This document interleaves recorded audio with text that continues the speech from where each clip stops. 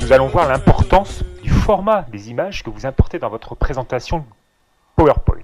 Donc, vous ouvrez PowerPoint, on va enlever les deux rectangles qui sont toujours au démarrage, donc je les sélectionne avec ma souris et j'appuie sur Suppr du clavier, suppression.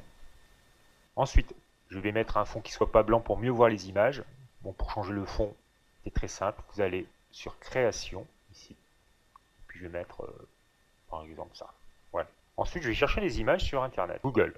Par exemple, je veux des nuages. Je tape nuages et je fais la recherche.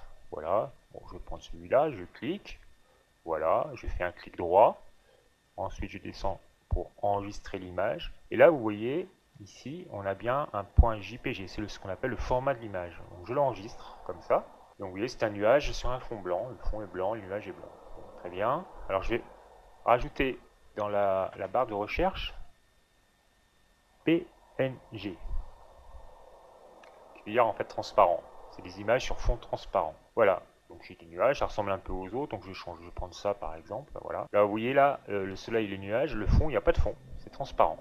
Je vais l'enregistrer. Clic droit, puis enregistrer l'image. Et là, vous voyez qu'on a un format qui n'est plus JPG mais PNG. Je fais donc enregistrer. Très bien. Je retourne maintenant dans mon PowerPoint.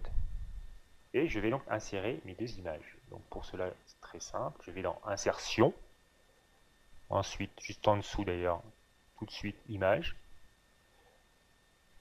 Là, vous êtes directement dans votre dossier Images de l'ordinateur. Je vais sélectionner mes deux images. Donc il y avait le nuage. Alors pour sélectionner plusieurs nuages, plusieurs images en même temps, vous appuyez sur CTRL.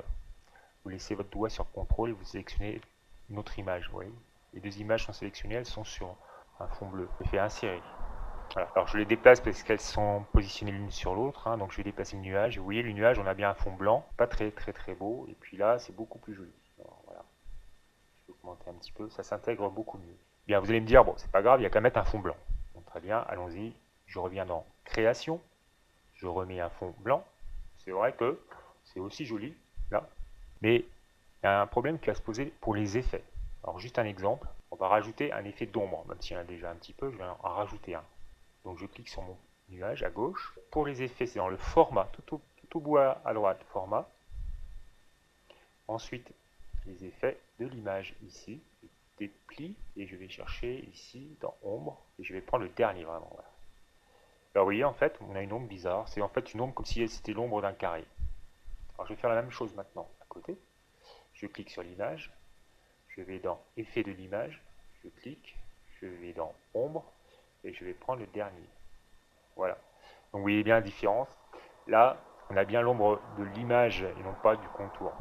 Je vous conseille donc d'importer plutôt des images au format PNG plutôt que JPG.